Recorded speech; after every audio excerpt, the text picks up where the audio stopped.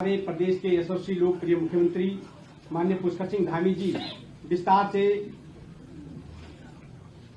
विकसित भारत जी राम जी के बारे में जानकारी देंगे। इस शुभ अवसर पर हमारे मध्य में हमारे प्रदेश जनता पार्टी के आदरणीय अध्यक्ष माननीय महेंद्र भट्ट जी उपस्थित हैं। हमारे प्रदेश के महामंत्री आदरणीय कुंदन परिहार जी उपस्थित हैं। हमारे मध्य में हमारे लैंसडाउन क्षेत्र के लोकप्रिय विधायक आदरणीय रावत जी उपस्थित हैं। मैं आदरणीय मुख्यमंत्री से अनुरोध करूंगा कि आप सभी को संबोधित करेंगे। आज की पत्रकार वार्ता में आप सभी खुला है? आ रही आवाज? आ रही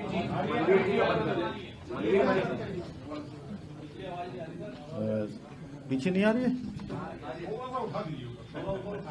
अच्छा, अब आ रही है?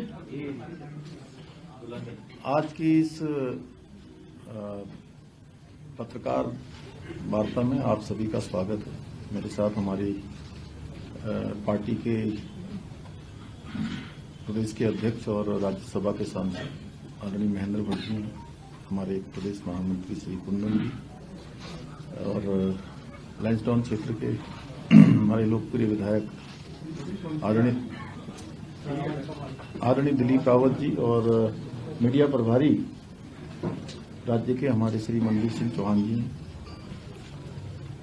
आज की पत्रकार वार्ता में विकसित भारत गारंटी फॉर रोजगार एवं आजीविका मिशन ग्रामीण, इसके संबंध में जो भारत सरकार ने नए प्रावधान किए हैं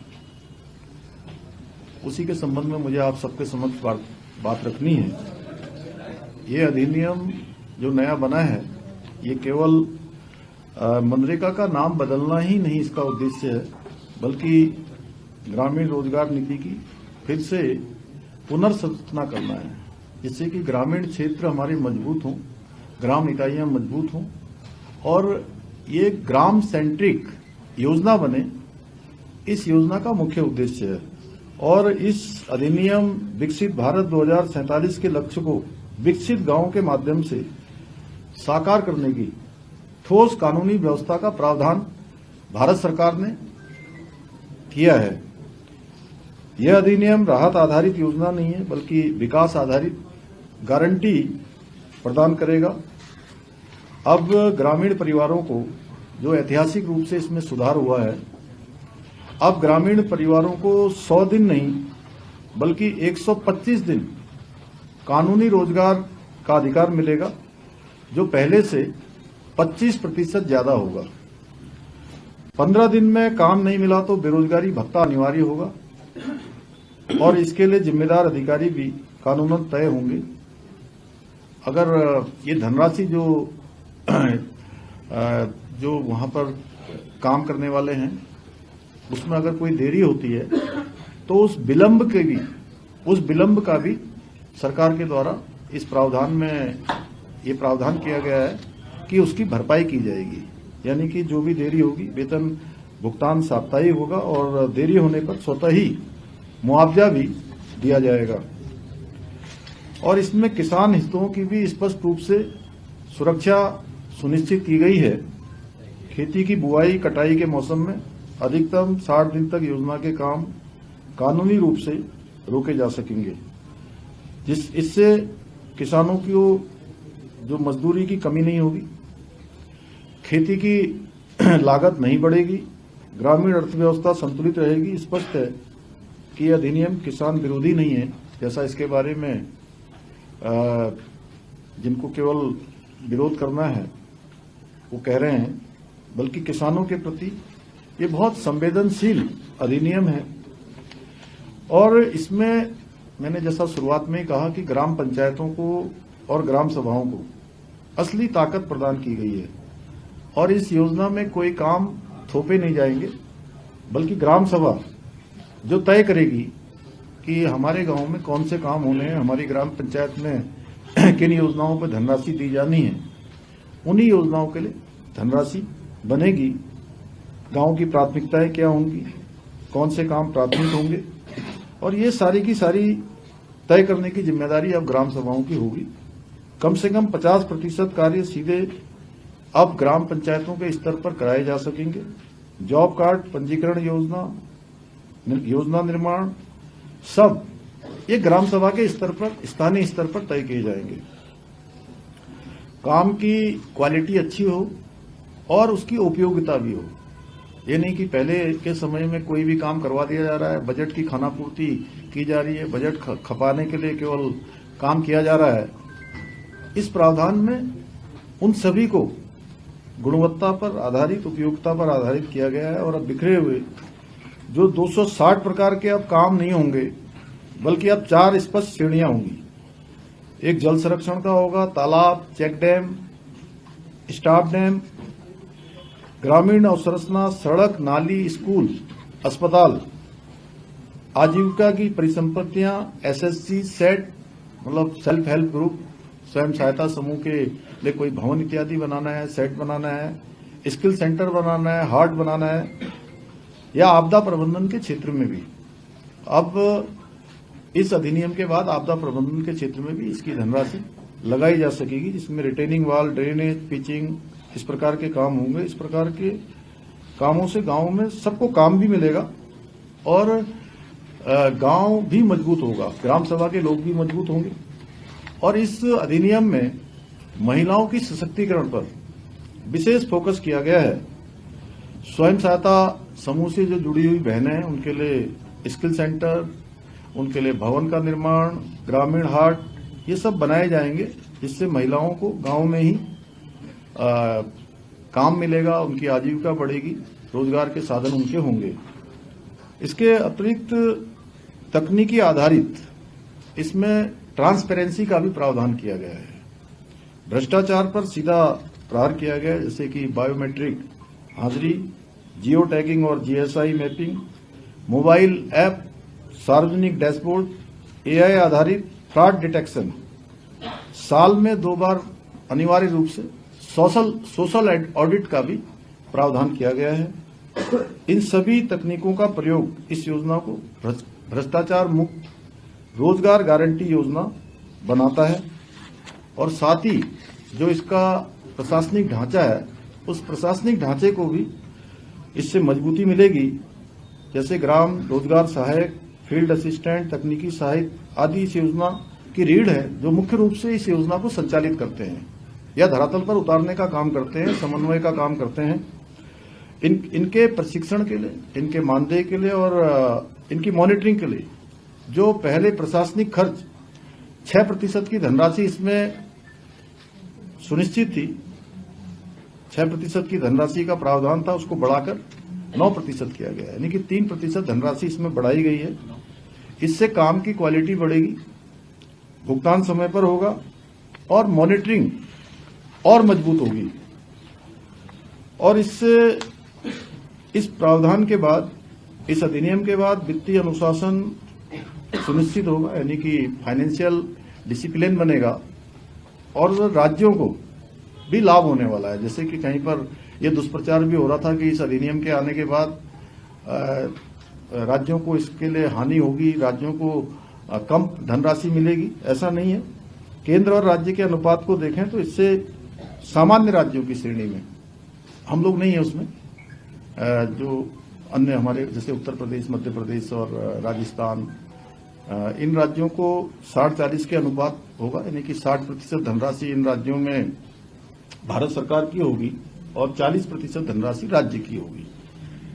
और हमारे जैसे हिमालयी राज्य, पूर्वोत्तर राज्य, नॉर्थ ईस्ट के, वहां पर 90-10 का अनुपात होगा कि 90% धनराशि केंद्र सरकार की होगी, 10% उन राज्यों की होगी।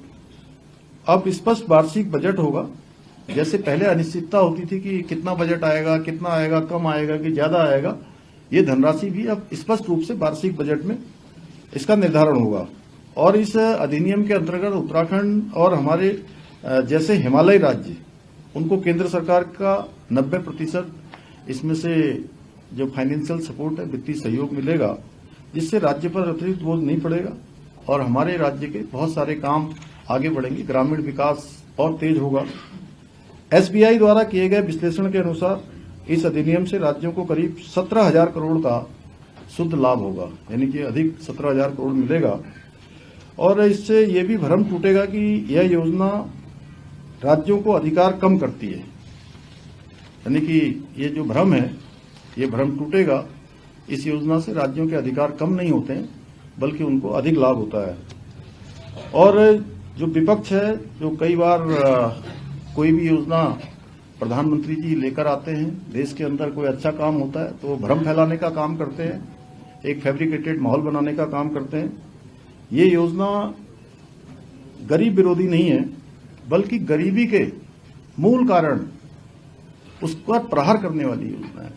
गरीबों के उत्थान के लिए, समाज के अंतिम छोर में खड़े हुए व्यक्ति को, जिसको सचमुच इस धनराशि की आवश्यकता है, उसके विकास में पैसा लग सकता है, उनके लिए ये बहुत लाभकारी होने वाली है। जबकि पहले मनरेगा के समय में औसतन सिर्फ 50 दिन काम मिलता था, रोजगारी भत्ता भी लगभग बेरोजगारी भत्ता भी लगभग केवल कागजों पर था, वो मिलता नहीं था। और कई सारे जगह पर अनियमितताएं बड़े पैमाने पर पाई गई कि जिस काम के लिए एक ही साल मिट्टी भरी जा रही है, फिर अगले साल भी वही मिट्टी भरी जा रही है, तीसरे साल भी वही नाली बन रही है। तो इस प्रकार के कई सारे जो है उसमें खामियां थी। और जो विकसित भारत जी राम जी में है, अब उसमें ज्यादा दिन काम मिलने वाला है, तय समय पर वेतन मिलने वाला है, काम का जो धनराशि वो मिलने वाली है, और कानूनन जो जवाबदेही है वो भी होने वाली है, तकनीकी आधारित ट्रांसपेरेंसी है। और हमारे राज्य के लिए ये इस योजना का बहुत महत्व है। पर्वतीय और आपदा संवेदनशील राज्य के रूप में हमारे राज्य में जहां ये जल संरक्षण, आपदा प्रबंधन और ग्रामीण जो विकास है, अवसंरचना है, हमारे लिए बहुत जीवन रेखा है। इन कार्यों में इस अधिनियम से बहुत लाभ मिलने वाला है। यह अधिनियम उत्तराखंड के गांवों को और अधिक आत्मनिर्भर बनाएगा और सुरक्षित बनाएगा, और जरूरतमंद जो हमारे समूह हैं, अन्य ग्राम सभाएं हैं, ग्राम पंचायतें हैं, उनके विकास को आगे बढ़ाने में बहुत बड़ा योगदान इस योजना का होने वाला है। और मैं कहूं तो विकसित भारत जी राम जी अधिनियम से एक तो ये गरीब लोगों को काम देगा, किसानों को सुरक्षा देगा, महिलाओं को सुरक्षा के साथ साथ सशक्तिकरण और सम्मान देने का काम करेगा, और गांव का विकास करेगा। और विकसित भारत 2047 के लिए मजबूत नींव साबित होगा, क्योंकि हमारी ग्राम सभाएं मजबूत होंगी। क्योंकि विकसित भारत बनना है तो विकसित भारत के लिए हर एक ग्राम सभा भी विकसित होनी चाहिए, हर एक ग्राम सभा में वो सब सुविधाएं होनी चाहिए। तो इस अधिनियम के लाने के बाद सीधे सीधे उसका लाभ मिलने वाला है। और पहले की अपेक्षा इसमें धनराशि भी, जहां पहले लगभग 88,000 करोड़ की वो थी, तो उसको बढ़ाकर 1,51,000 करोड़ इस बार किया गया है। एक बड़ा मैं कहूं कि उछाल इस योजना के माध्यम से देश के विकास के लिए, ग्रामीण क्षेत्रों के विकास के लिए धनराशि दी जाने वाली है। तो मुझे लगता है कि विकसित भारत जी राम जी ज्यादा दिन काम, स्पष्ट योजना और पैसा समय पर मिलने की व्यवस्था है, इसलिए यह मनरेगा से ज्यादा प्रभावी भी है और ज्यादा भरोसेमंद है। मुझे लगता है कि और बताइए। आपदा प्रबंधन के यहाँ से कितना महत्व मानते हैं? नहीं, देखिए, हमारे जैसे राज्य के लिए मैं कहूं तो, क्योंकि हमको प्रत्येक वर्ष किसी न किसी रूप में आपदाओं का बहुत सामना करना पड़ता है, चाहे वो हमारा सुदूरवर्ती पर्वतीय क्षेत्र हो, सीमांत क्षेत्र हो या मैदानी क्षेत्र हो। तो कभी हमको भूस्खलन के रूप में, कभी हमको अत्यधिक जल भराव के रूप में, कभी हमारे यहाँ बादल फटते हैं, कभी यहाँ हिमस्खलन होता है। तो आपदा प्रबंधन की दृष्टि से ये योजना बहुत महत्वपूर्ण है। और इस योजना से हम, चूंकि जो धनराशि हमको मिलेगी वो हम वहाँ के आपदा से होने वाला जो नुकसान है उसकी भरपाई कर सकते हैं, वहाँ पर उन कामों को ठीक कर सकते हैं, जल्दी से जल्दी जो है एक्शन करके जल्दी से जल्दी जो है वहाँ पर त्वरित रूप से लोगों को सहायता पहुँचा सकते हैं। एक सवाल और भी था, क्योंकि सरकार और संगठन यहाँ दोनों ही साथ में है, तो प्रदेश में बड़ा विषय चल रहा है इनका भंडारी घोटाला, उसको लेकर अपडेट क्या है? देखिए, ये जो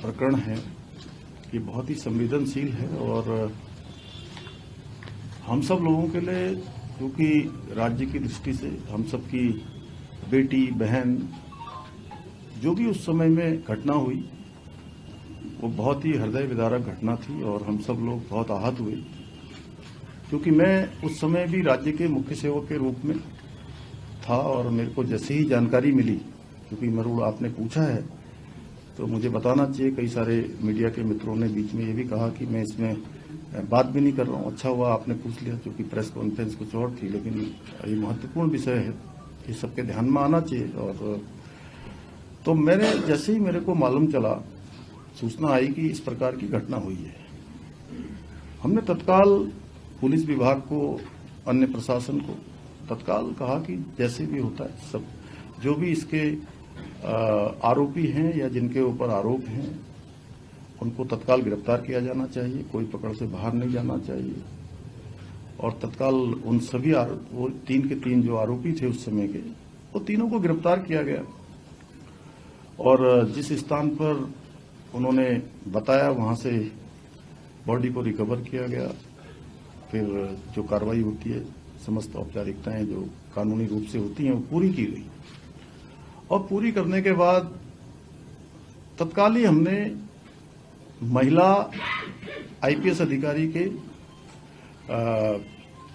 चेयरमैनशिप में या कहिए उनके नेतृत्व में एक कमेटी का गठन किया, एसआईटी जांच का गठन किया और एसआईटी ने अपनी पूरी जांच करी, हर एक पहलू पर जांच करी। परिवार के लोगों से भी एसआईटी मिली, अन्य लोगों से भी मिली, जिन लोगों को भी इस केस के बारे में जो भी जानकारियां थी, और इसमें विज्ञापन भी निकाला गया, अखबार में भी दिया गया, संचार के माध्यमों से बताया भी गया, किसी के पास भी अगर कोई जानकारी हो तो वो एसआईटी को उपलब्ध कराए। और पी रेणुका देवी उस समय उस एसआईटी को हेड कर रही थी, जो अभी सीबीआई में ही कार्यरत हैं। यहां से उनका सीबीआई में ही जो है, इसके बाद डेपुटेशन से वो हमारे राज्य के अधिकारी हैं, यहाँ के कैडर की हैं, लेकिन अब सीबीआई में काम कर रही हैं। और एसआईटी ने पूरी काम करने के बाद उसके बाद उसमें कई सारे पहलू आए बीच में। बहुत सारे लोगों ने कहा कि भाई इसमें जानकारियां ये भी होनी चाहिए, कुछ और जुड़ना चाहिए। उन्होंने कहा जिसके पास में जो भी जानकारी है हमको दे दे या न्यायालय में दे दे, जहां भी देना हो दे। अंततः लोग सीबीआई की जांच के लिए उस समय में न्यायालय में भी अर्जी लगाई गई, सुप्रीम कोर्ट, हाई कोर्ट, सभी लोगों ने उसको सुना। सुप्रीम कोर्ट ने भी, हाई कोर्ट ने भी, और जो सेशन कोर्ट है वहां पर इस पर लगातार कार्रवाई चलती रही और जो मजबूत पैरवी थी, उसी मजबूत पैरवी का परिणाम था कि उन्हीं तीनों आरोपियों को आजीवन कैद की सजा सुनाई गई। अब इधर एक प्रकरण ये आया है कि ऑडियो एक आया है और ऑडियो में उन्होंने कई लोगों के नाम लिए हैं अलग अलग प्रकार से, और हमने कहा कि भाई ऑडियो की जांच करी जाए और जांच के लिए जो है एक एसआईटी का गठन भी कर दिया गया इसमें। और जिन लोगों ने ऑडियो पर बात की है उनसे भी बात करने का पुलिस ने प्रयास किया है। अच्छा होगा कि वो सब लोग अपना ऑडियो जो उन्होंने बोला है उसकी कुछ सत्यता वहां पर आ जाए, और सत्यता आते ही हमने कहा है कि हम सभी प्रकार की जांचों के लिए भी तैयार हैं। हम कहीं पर ऐसा नहीं है, क्योंकि हम भ्रम की स्थिति भी राज्य के अंदर नहीं बननी चाहिए। और हमारा ऐसा ट्रैक रिपोर्ट रहा है कि अगर कोई गलत काम करेगा, कहीं भी कोई दोषी होगा, तो किसी कीमत पर भी वो छूट नहीं पाएगा, चाहे कोई हो, किसी भी कीमत पर वो छूटने वाला नहीं है। लेकिन ऑडियो की सत्यता, ऑडियो में तो बहुत सारी बातें उन्होंने करी है। एक में वो ऑडियो में ये भी कहते हैं कि मैं पार्टी का अध्यक्ष बनने वाला हूं, जो हमारे महेंद्र जी बैठे हैं यहाँ पर, वो ये भी कह रहे थे। अब पता नहीं, आप सब लोगों ने भी सुना होगा, उन्होंने अन्य बातें भी बहुत सारी की गई हैं। आज ऑडियो में वो एक नाम ले रहे हैं, कल को किसका नाम लेंगे। तो इसलिए सारी सत्यता, सारी जो जांच परख है, एफएसएल है, उसका करवाने के बाद हमने कहा है कि हम किसी भी कीमत पर अगर कोई दोषी होगा तो बिल्कुल छूटने वाला नहीं है। लेकिन हाँ, ये जरूर ऐसी बात है कि इसमें 1-2 ऑडियो पर बात होती है। ऑडियो के पास बात होने के बाद सीधे प्रेस कॉन्फ्रेंस देहरादून में नहीं होती है जी, देहरादून से सीधे दिल्ली होती है प्रेस कॉन्फ्रेंस। समझ में नहीं आ रहा है कि आखिर एक ऑडियो के आधार पर इतना बड़ा बवंडर राज्य के अंदर किया जा रहा है। हम भी राज्य के अंदर काम करते हैं, हमने भी ईमानदारी से काम किया है, और कोई भी अगर किसी के पास भी कोई सबूत होगा तो मैं बिल्कुल आप सबके सामने स्पष्ट करना चाहता हूं, कोई छूटने वाला नहीं है। हाँ, अगर देखिए हिंदुस्तान के अंदर उम्र कैद की सजा बहुत बड़ी सजा होती है, और किसी को उम्र कैद की सजा मिली हुई है, अगर कोई उसमें कोई और होता तो वो ऐसा नहीं हो सकता है कि वो उसका नाम नहीं बताते, उसका नाम जरूर बताते। और एक ऑडियो में वो आपस में बात करते हुए यह भी कह रहे हैं, एक में कह रहे हैं कि इसकी हत्या हुई है, बेटी के बारे में कहते हैं कि हत्या हुई है, और दूसरे में कहते हैं कि इसने आत्महत्या कर ली। अब इनकी कौन सी बातों को सच माना जाए? मैं तो आप ही लोगों से पूछता हूं, भाई आप ही लोगों में से कोई अगर किसी का कोई प्रश्न हो इस बारे में, तो एक में कहते हैं कि हत्या हुई है और दूसरे में खुद ही कहते हैं कि इसने आत्महत्या कर ली। अगर हम इनकी आत्महत्या की बात मान लें तो कहीं ऐसा तो नहीं कि न्यायालय में जाके इससे उनको इसका कहीं ना कहीं इस रूप में भी कोई जो है कोई षड्यंत्र तो नहीं चल रहा है? इतनी बड़ी सजा हो चुकी है, हम हर जांच के लिए तैयार। हमने कब मना किया कि हम कोई जांच नहीं करवाएंगे? सर एक सवाल ये भी है कि जो आप देख रहे हैं कि लोग सड़कों पर हैं, विरोध प्रदर्शन हो रहे हैं, और अब धीमे ही सही लेकिन बीजेपी के संगठन में भी आवाज उठ रही है कि जन भावनाओं का ख्याल रखना चाहिए। लोग सोशल मीडिया पर भी अगर आप ही का नाम आ जाएगा तो क्या करेंगे कल? जन भावनाओं नहीं, पहले मुझे आप बताइए, आपका नाम आ जाएगा तो क्या करेंगे? अगर आपका नाम कह दे वो ऑडियो वाला तो क्या करेंगे बताइए पहले मुझे। नहीं, इस विरोध को नहीं, अभी इस देखिए विरोध है, हम लोगों ने कहा है कि हम कोई चीज हम जांच करवा रहे हैं, एफएसएल के लिए बुला रहे हैं, अगर उनके पास सत्यता है, कोई बात है, तो भाई वो भाग रहे हैं ना, उनको हम ढूंढ रहे हैं। आपको पता है वो कहाँ हैं? आप ला दीजिए ना भाई साहब, प्लीज आप हमारी मदद कर दीजिए ना, राज्य की मदद कर दीजिए प्रशासन की। क्या उनके पीछे कोई ऐसे लोग हैं जो पार्टी के अंदर है या उन्हें कौन बैकअप कर रहा है? इनका हौसला कैसे आ गया? अब देखिए ये तो सब जांच में ही स्पष्ट होगा, लेकिन हमारा तो ये कहना है कि भाई उनको आना चाहिए, उनको बिल्कुल इसके कारण से राज्य के अंदर इस प्रकार का माहौल बना है तो उनको आकर इसका जवाब देना चाहिए, उनको बताना चाहिए कि आखिर किस आधार पर उन्होंने कहा है।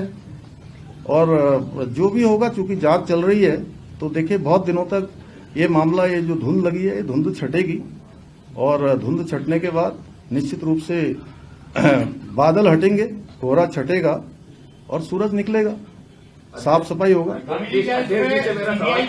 कोई संस्तुति करने जा रहे हैं या एसआईटी पर ही आप लोग अभी वो रहेंगे?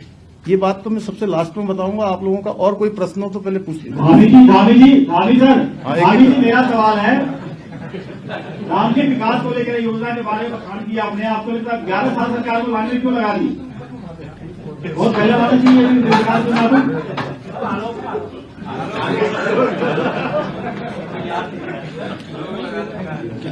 अध्यक्ष जी से मेरा ये सवाल था कि कुछ पार्टी के आपके नेता जो आपका ऑफिशियल स्टैंड है उससे अलग होके बात कर रहे हैं, तो उन पे कोई आप कार्रवाई करेंगे क्या?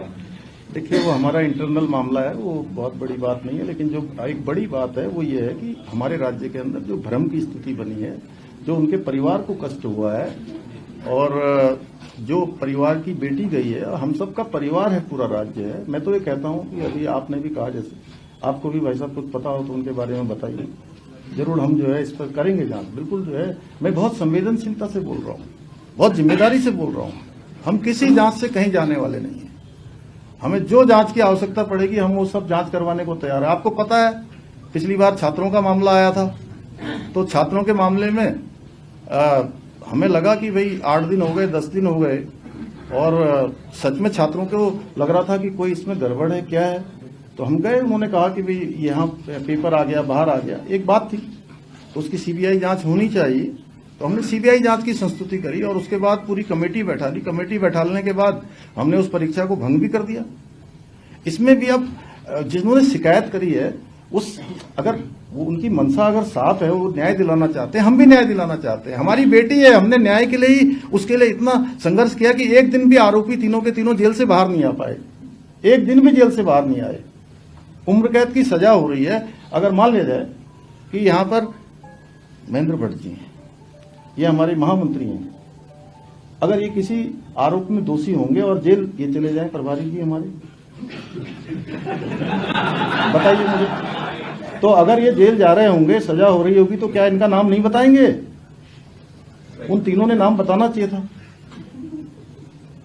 लेकिन उसके बावजूद भी ये प्रकरण आया है, बहुत गंभीर प्रकरण है। मुझे लगता है कि आप लोगों को क्या ये नहीं लगता कि भाई एक नाम बोल दिया ऑडियो से, ऐसा ही ऑडियो पेपर लीक के मामले में भी हुआ था। अब हमें तो ये लग रहा है कि ये कोई क्या है कि पेपर लीक में भी इसी प्रकार का ऑडियो बनाया जाता है, उसके बाद हंगामा किया जाता है, इसके बाद जो है कुछ लोग कहीं ऐसा तो नहीं कि बेटी अंकिता को बार बार उसकी आत्मा को इस तरह से करके राज्य के अंदर एक माहौल खराब करके अपनी राजनीतिक जमीन तलाश रहे हैं। कहीं ना कहीं मुझे लगता है कि जो है वो उसको आगे, अरे भाई राजनीति करने के और बहुत सारे रास्ते हैं। हम लोग राजनीति करने के लिए उत्तराखंड की जनता के विश्वास के लिए काम कर रहे हैं, उत्तराखंड की जनता के लिए काम कर रहे हैं। आप अच्छे मुद्दे लाइए और इस मुद्दे पर हमारा बिल्कुल स्टैंड क्लियर है, हम हर जांच के लिए तैयार है। आपको कोई षड्यंत्र कर रहा है, बोलने दो यार सीएम साहब। नहीं, आप एक मिनट, एक एक करके मैं सबसे बोल रहा हूं, मैं तो खुद ही आपसे पूछता हूं। आप बताइए, आपको लग नहीं रहा है कि षड्यंत्र है? अगर ये मोबाइल बंद करके जाना, एक ऑडियो रिलीज करके, एक ऑडियो रिलीज होता है, उसके बाद प्रेस कॉन्फ्रेंस यहां नहीं होती है, प्रेस कॉन्फ्रेंस दिल्ली में होती है, और हमारे जो प्रभारी जी का नाम लिया गया, प्रभारी जी ने अपने, आप लोग भी सोशल मीडिया देखते हैं, पुलिस ने भी वेरीफाई कर लिया, सारे अकाउंट ट्विटर सब देख लिए उनके, वो पिछले उस दिन 10 तारीख से लेकर 20 तारीख के बीच में उत्तराखंड में उनका आना ही नहीं हुआ कभी। ये तो आप लोगों ने भी सारा रिकॉर्ड देख लिया होगा, उनकी जो पुरानी फेसबुक इत्यादि देख लेंगे तो उसमें आ जाएगा सारा। अब आप स्वयं अंदाजा लगाइए, अगर उनके पास कुछ है तो भागे क्यों हैं? सर ये क्या सुरेश राठौर और दुष्यंत गौतम की व्यक्तिगत लड़ाई का परिणाम है क्या ये? देखिए, वही उसी के लिए तो हम लोग जांच कर रहे हैं कि आखिर उन्होंने बोला है तो क्यों बोला है। वो आए और वो बोले और उनको जवाब तो देना पड़ेगा। वो उनके घर में भी हम लोग गए हैं, पुलिस गई है, प्रशासन के लोग गए हैं, रिक्वेस्ट भी कर रहे हैं। हम लोग अनेक माध्यमों से उनसे संपर्क करने का प्रयास कर रहे हैं कि सुरेश जी आइए और बताइए भाई, कुछ आपने, इतनी बड़ी बात हो गई है, इतने लोगों के मन में शंका पैदा हो गई है, राज्य के अंदर लोग जो है अविश्वास की स्थिति से गुजर रहे हैं। आए आप, मैं तो उनसे निवेदन कर रहा हूं कि वो आए, कोई सबूत दें, और मैं बिल्कुल गारंटी के साथ कह रहा हूं कि कोई किसी में बचने वाला नहीं है। जो प्रदेश में सरकार की तरफ से क्या ऐसे लोगों को हम अपील करेंगे कि ऐसे संवेदनशील मुद्दे पर सियासत न करके एक संतुलन बनाए, ताकि वाकई। मैंने कहा कि देखिए, जिन लोगों को जनता बार बार बाहर का रास्ता दिखा रही है, वो बेटी अंकिता को अपना हथियार न बनाए। बेटी अंकिता के हत्यारों को, उनके आरोपियों को, उनको अपराधियों को सजा देने का काम सरकार का है, और हम प्रतिबद्ध होकर, संकल्प होके ये कहना चाहते हैं कि कोई नहीं छूटने वाला है। जिसने भी जो है न पहले छूटे हैं, न कहीं किसी का नाम आएगा तो कोई छूटेगा।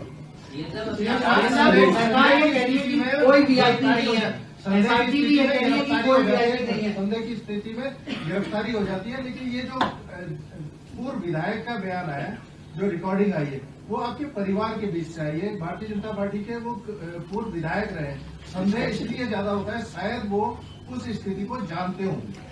नहीं, देखिए ऐसा है, एक तो मैं आपको बताऊं कि वो हमारी पार्टी में थे, लेकिन पिछले 1 साल 1.5 साल पहले, साल भर हो गया, 1 साल से ज्यादा समय लगभग हो गया है कि वो पार्टी में नहीं है। पार्टी ने उनको जो भी ये प्रकरण हुए, इन्हीं सब प्रकरणों के कारण से पार्टी से निष्कासित किया था।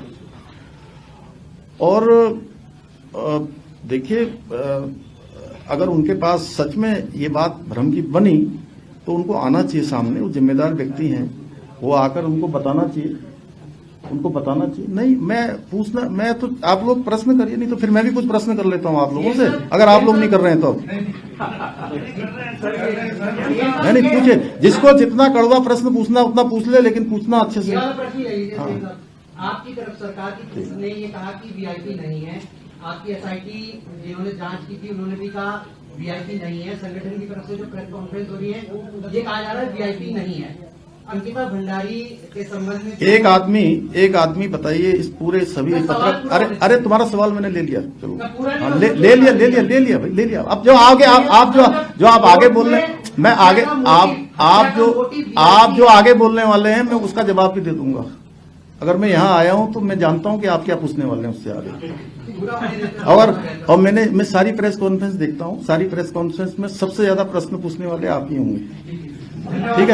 ठीक है मेरे दोस्त, बहुत बधाई।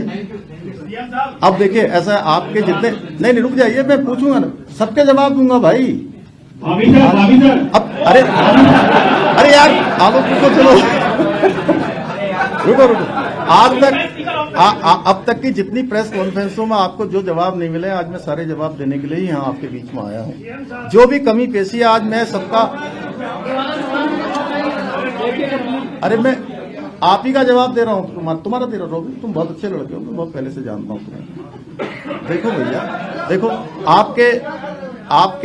आपके सारे सवालों के जवाब ये पहले दिन से जब से लिखा गया जो केस डायरी है, उस केस डायरी में ये जो आपने कहा ना, इसके सारे जवाब हाईकोर्ट में लगे हैं और हाईकोर्ट ने और उन्होंने एसआईटी ने सारी चीजें हाईकोर्ट में जमा करी, उसके बाद ही इसका निर्णय आया।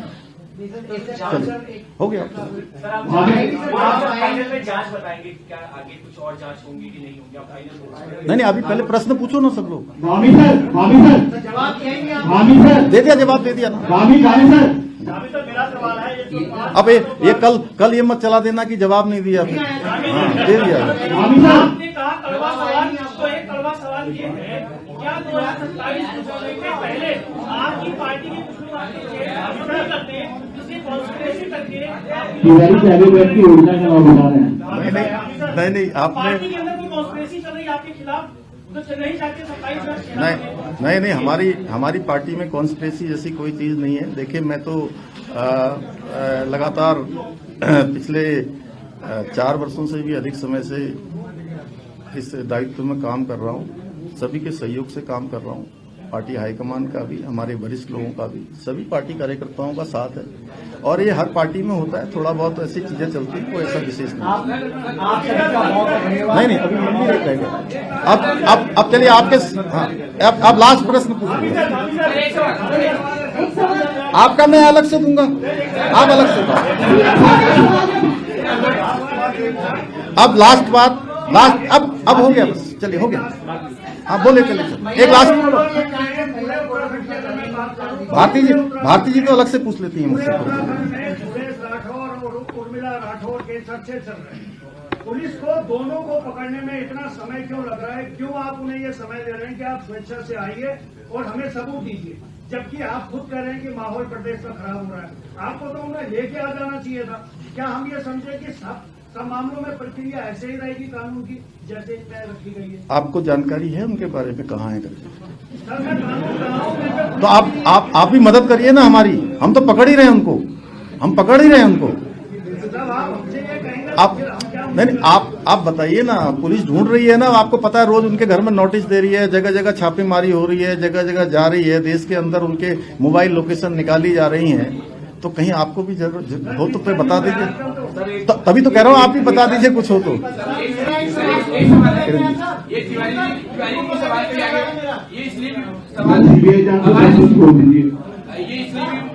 मामला क्योंकि हम देख रहे हैं पिछले 3-4 महीने से सरकार अभी तक सब कुछ सही चल रहा था, 3-4 महीने से अचानक से माहौल बनाया जा रहा है, अलग अलग मुद्दों को बहुत तेजी से उठाया जा रहा है। तो देखिए, सरकार के बहुत सारे कार्यक्रम चल रहे हैं। अभी एक बहुत अच्छा कार्यक्रम जो हमारे सीमांत क्षेत्रों में रहने वाले, दूर दराज गांवों में रहने वाले गरीब जनता, उनके बीच में जन जन की सरकार, जन जन के द्वार, ये कार्यक्रम चल रहा है और इस कार्यक्रम में लगभग 1.5 लाख के लगभग लोगों ने अभी तक प्रतिभाग कर लिया है।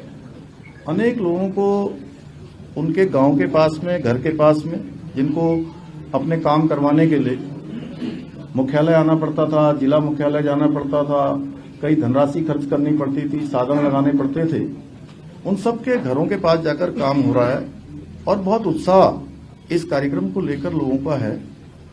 तो बहुत विकास के काम भी हुए हैं। आज राज्य हमारा नवाचार के मामले हों, ऐतिहासिक निर्णय लेने हों, विकास के प्रकरण हों, आज देश के प्रमुख राज्यों में हमारी गिनती हो रही है। बहुत सारे क्षेत्रों में हम पहले नंबर पर हैं और जो हमारे प्रतिपक्ष के हमारे मित्र हैं, उनको ये सहन नहीं हो पा रहा है। उनको पता है कि जनता का विश्वास उनके साथ नहीं है, तो इसलिए इस प्रकार के कुचक्र, इस प्रकार के षड्यंत्र करने का लगातार वो इसके लिए काम कर रहे हैं। तो जनता सब जानती है। फैब्रिकेटेड माहौल ज्यादा दिन नहीं चलने वाला है। हाँ, मैं अब चूंकि आप लोगों ने सब लोगों ने सारे प्रश्न कर लिए हैं, मैं इतना कहना चाहता हूं क्योंकि इस पूरे प्रकरण में राज्य की जनता को भी कहीं न कहीं सबने संवेदनशीलता के साथ इस मुद्दे पर विशेष रूप से अपनी भागीदारी भी की है, अपना मत भी दिया है। लेकिन सबसे ज्यादा प्रभावित उनके माता पिता, परिवार के लोग उनके हुए हैं। मैं राज्य के मुख्य सेवक के रूप में उनकी मां से, उनके पिता से बात करूंगा। बात करने के बाद कानूनी रूप से सभी चीजों का अध्ययन करने के बाद उनका जो भी हमारे लिए, जो भी वो अपनी बेटी के न्याय के लिए चाहते होंगे, हम उसको आगे बढ़ाएंगे।